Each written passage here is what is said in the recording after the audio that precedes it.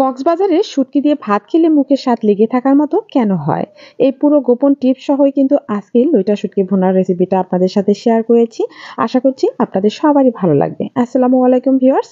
আজকে আপনাদের অনুরোধ করব এই লইটা শুটকি ভুনার রেসিপিটা দেখার জন্য।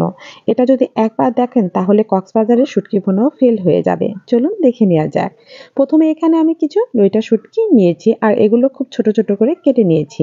আর আমি কিন্তু এইভাবেই কেটে সারা বছর সংরক্ষণ করে দেই নরমাল ফ্রিজে। আপনারা বয়ামে বা যেকোনো কিছুতেই সংরক্ষণ করতে পারবেন। এগুলো এখন আমি গরম পানি দিয়ে ভালো করে ধুয়ে নেব। ফুটন্ত গরম পানি দিয়ে আমি ২ বার খুব ভালো করে ধুয়ে নেব। যাদের কাছে খুব বাজে স্মেল হয় তারা কিন্তু ভালো করে এই শুটকিগুলো ধুয়ে নেবেন। ধুয়ে নেওয়ার পরে আমি একটা ফ্রাই প্যানের উপরে দিয়ে দিচ্ছি রেগুলার সয়াবিন তেল পরিমাণ মতো। এরপরে এখানে আমি যে শুটকিগুলো আমি ধুয়ে রেখেছিলাম সেগুলো দিয়ে দিলাম আর আস্ত কিছু রসুন দিয়ে দিলাম।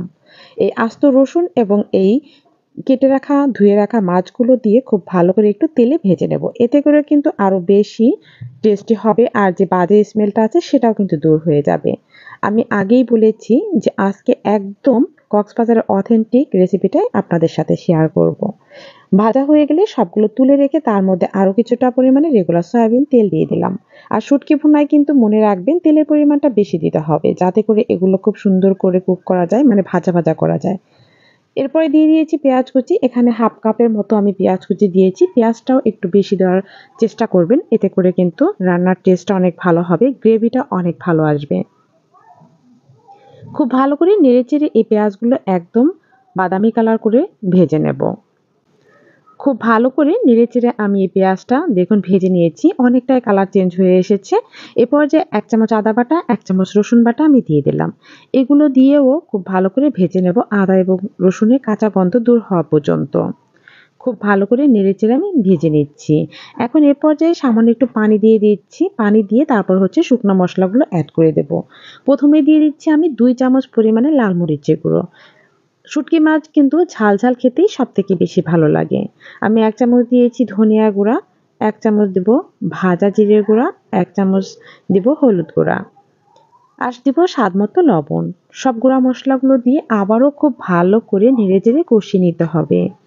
তেল ওঠা পর্যন্ত খুব সুন্দর করে এই মসলাগুলো কষিয়ে নিতে হবে।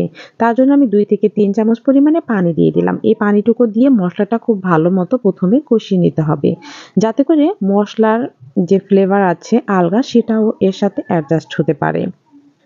খুব ভালো করে কষিয়ে নিয়ে তেল উঠে আসলে তখন দিয়ে দিতে হবে ভেজে রাখা রসুন এবং শুটকি মাছগুলো যেগুলো আমি ভেজে তুলে রেখেছিলাম। সেগুলো দিয়ে আবারও ২ থেকে ৩ মিনিটের মতো খুব সুন্দর মতো কষিয়ে নিতে হবে। দেখুন কিভাবে আমি এই শুটকি মাছটা রান্না করছি। এভাবে যদি আপনি স্টেপ টু স্টেপ ফলো করেন তাহলে দেখবেন যে কি পরিমাণে টেস্টি হয়েছিল এই শুটকি ভুনাটা। এখন পরিমাণ মতো পানি দিয়ে দিলাম আর এই পানিটুকু দিয়ে আমি রান্নাটা কমপ্লিট করে নেব। যেহেতু মসলাটা আমার কষানো হয়ে গিয়েছে, মাছগুলো ভাজা, সবকিছুই আমার রান্না আমি শুটকি আর্ধেকটা আছে, ভুনা এজন্য করলে অতটা এতে পানির কোনো প্রয়োজন প্রকারের নেই। ঝোল রাখি না। আমি একদম তেলে ভেজে ভুনাটা করে থাকি। আমার কাছে এটাই সবথেকে বেস্ট মনে হয়। খুব ভালো করে নেড়েচেড়ে আমি রান্নাটা করছি। শেষের দিকে কিছু কাঁচামরিচ আমি আস্ত দিয়ে দিলাম আর কিছু ধনেপাতা কুচি। আপনাদের কাছে যদি টমেটো থাকে এ পর্যায়ে টমেটোটাও এড করে দিতে পারেন। এখন হালকা একটু নেড়েচেড়ে লবণটা চেক করে তারপরে হচ্ছে নামিয়ে নিলেই তৈরি হয়ে যাবে লইটা শুটকি ভুনা। কালারটা দেখেই কিন্তু অনেক লোভনীয় লাগছে। যারা শুটকি প্রেমী আছেন তারাই বুঝতে পারবেন যে এর টেস্ট কত গুণ বেড়ে যেতে পারে। দেখুন রান্নাটা কিন্তু আমার একদম কমপ্লিট হয়ে গিয়েছে। আরও একটু নেড়েচেড়ে ভেজে ভেজে নিলাম। আমি ৪ থেকে ৫ মিনিট পরে সার্ভ করছি আপনাদের সাথে। দেখুন তৈরি হয়ে গিয়েছে আমার লইটি শুটকি ভুনা। একটা সার্ভিং ডিশে আমি সার্ভ করে নিচ্ছি। আর এর ফাঁকে বলতে চাই যে আমার এরকম সহজ সহজ রেসিপি পেতে হলে চ্যানেলটি সাবস্ক্রাইব করতে পারেন। আর যারা পেজ থেকে দেখছেন তারা পেজটিকে ফলো করে রাখতে পারেন। দেখেই বোঝা যাচ্ছে কতটা লোভনীয় হয়েছে। খেতে কিন্তু হয়েছিল অসাধারণ। সবাই ভালো থাকবেন, সুস্থ থাকবেন। আবারও হাজির হয়ে যাব নতুন রেসিপি নিয়ে। আল্লাহ হাফিজ।